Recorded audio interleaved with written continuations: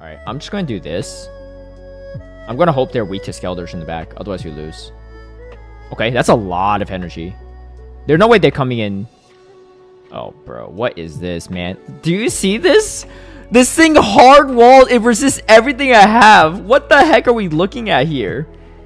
Who is running... Who is running Incineroar, of all things? The one thing that resists everything Skeledirge has. That's actually crazy.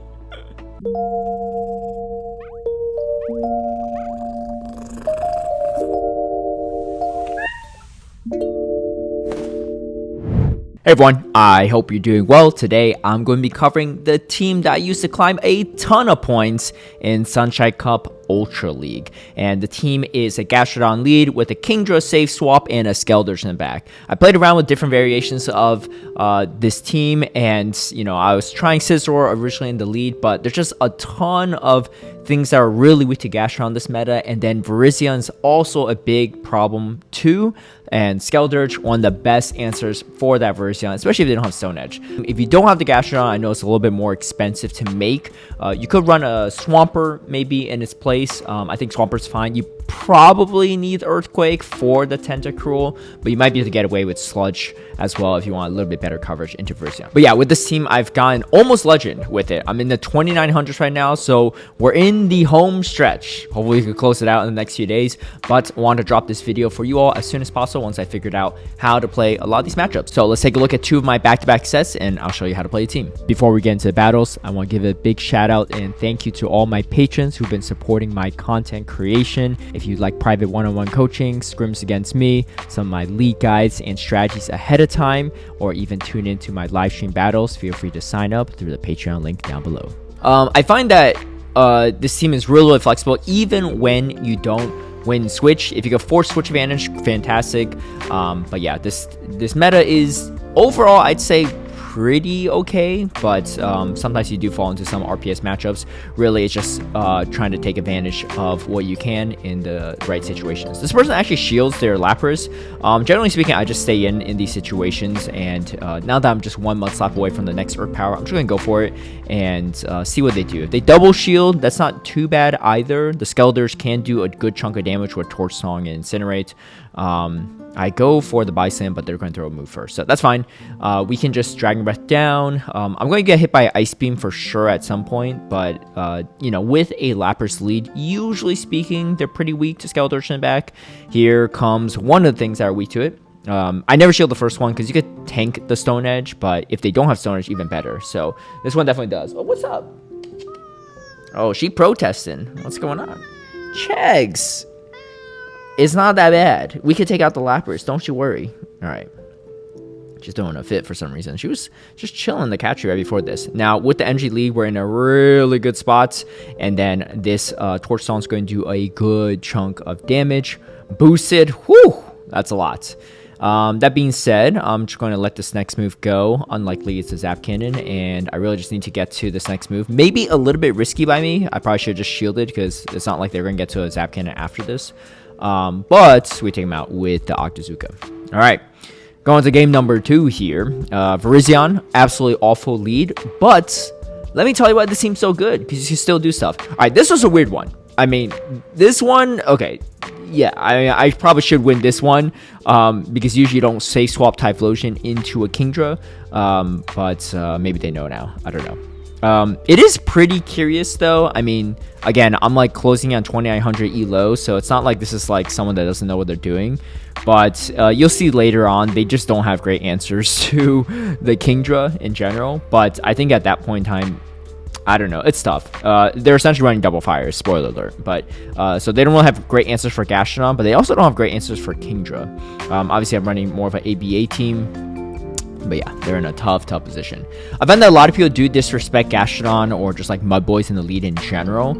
So able to catch a lot of good leads. Now, this is a really key thing to note, is that when they say swap with the Decidueye, or really a lot of the grass outside of Virizion, they probably have Virizion on the back. And Virizion's actually not bad into Kingdra. So if I can bring in Kingdra into the grass instead of Skeledirge, I usually do that. So another example of that is Credilli. Credilli is a great example. I usually throw out Earth Power, then I swap over and stuff with the Kingdra. And it also makes it kind of hard for them to get too much energy here because I took a lot of the damage.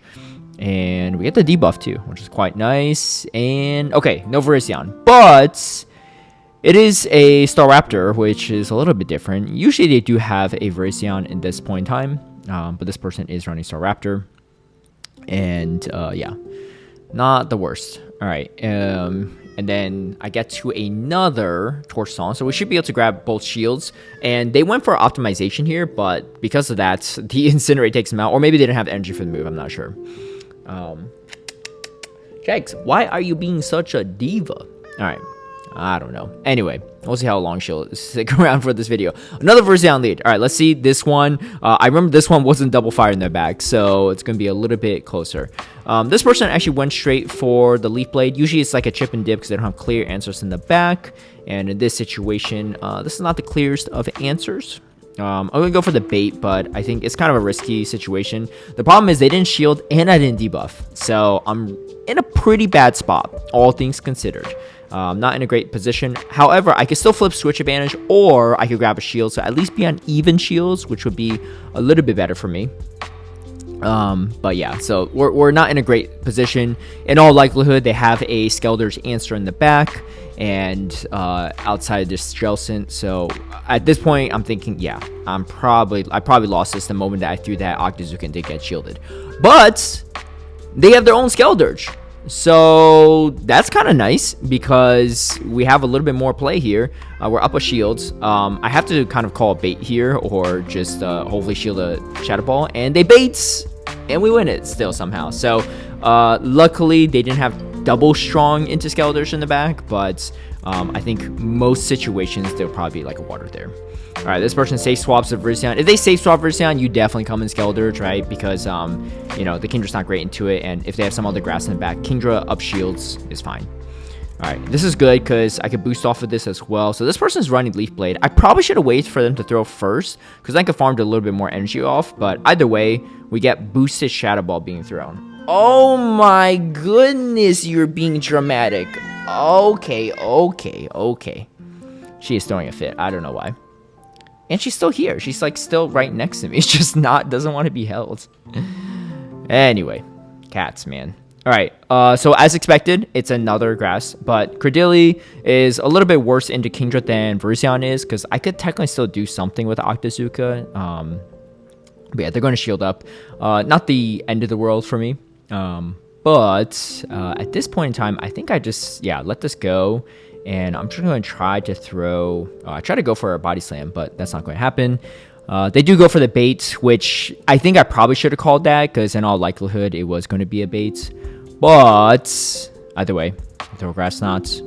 I'm going to go for a bait now, too, because I'm thinking there's no way they let a potential Earth Power go. But they do, which is not good for me. So now I'm going to have to throw another one.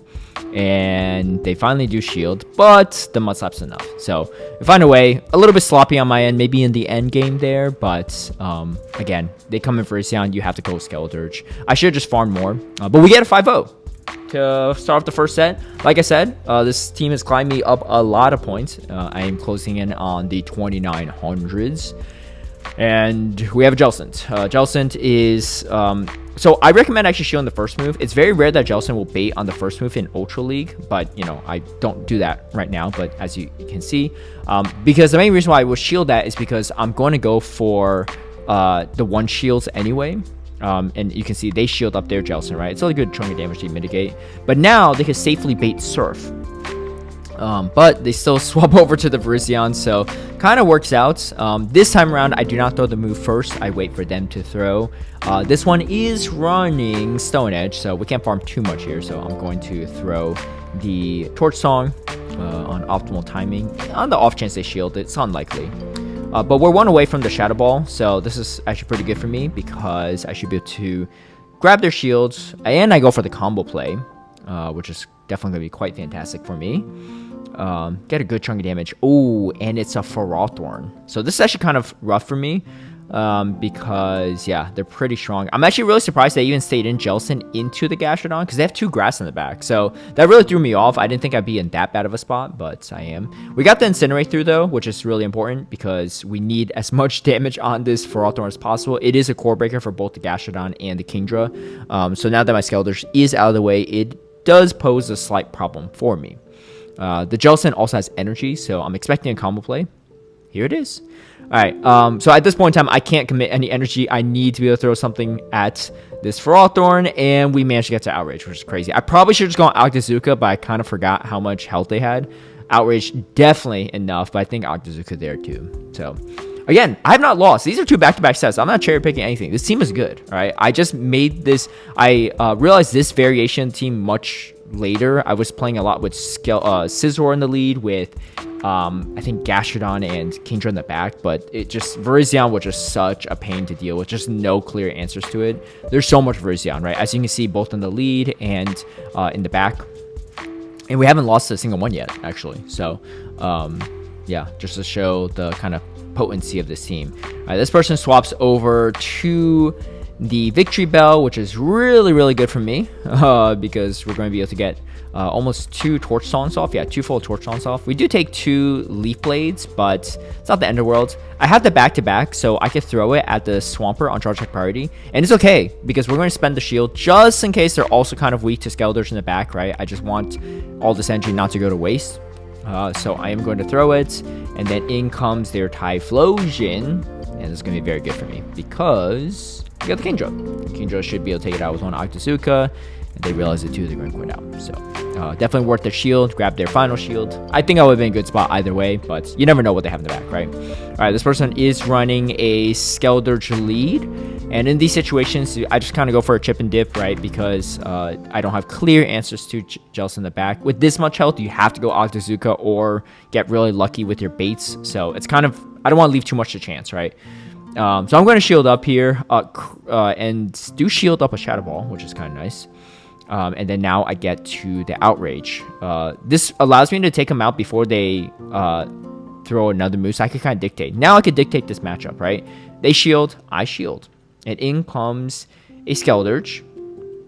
I'm a little worried that they have a Virizion in the back, but I swap over, or I guess I try to swap over either way. Because Virizion will be kind of annoying for me. But we do get the full Mud Slap down. Is it Virizion? Oh no, it's Gastrodon. This is actually pretty bad too.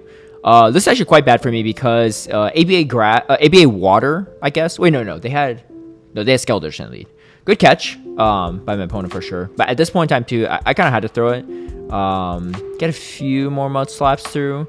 At this point too, I just need to be able to commit energy. And what I'm planning on doing here is incinerating down, and then I know I could tank one Earth Power.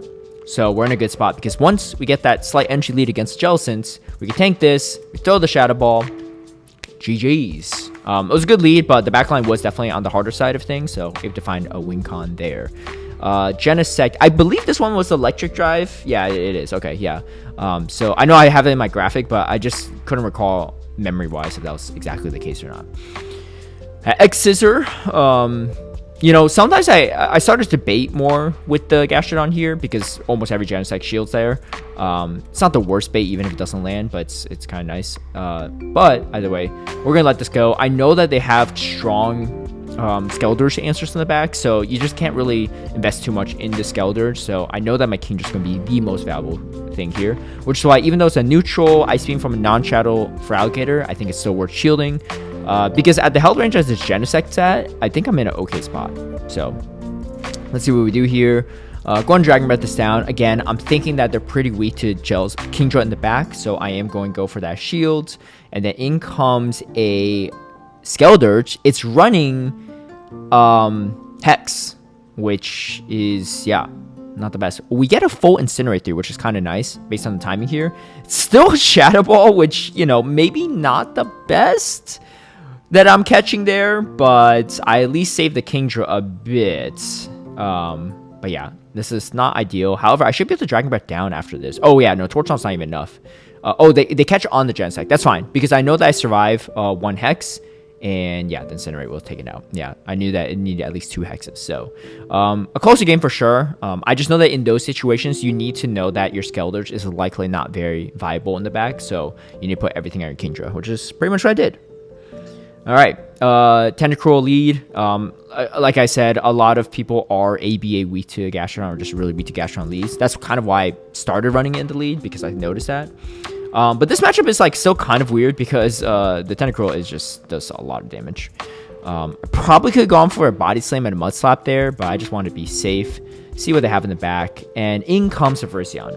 So my recommendation in these situations is you actually swap out. I know there's not a lot of health left on this Gastrodon, but if you give this Virizion too much energy, it could get pretty uncomfortable. Yes, I know there's a Skeledirge in the back, so theoretically you should be okay if you line it up, but they likely have a Bellibolt or something else really weak to ground, right? In comes the Bellibolt, as expected.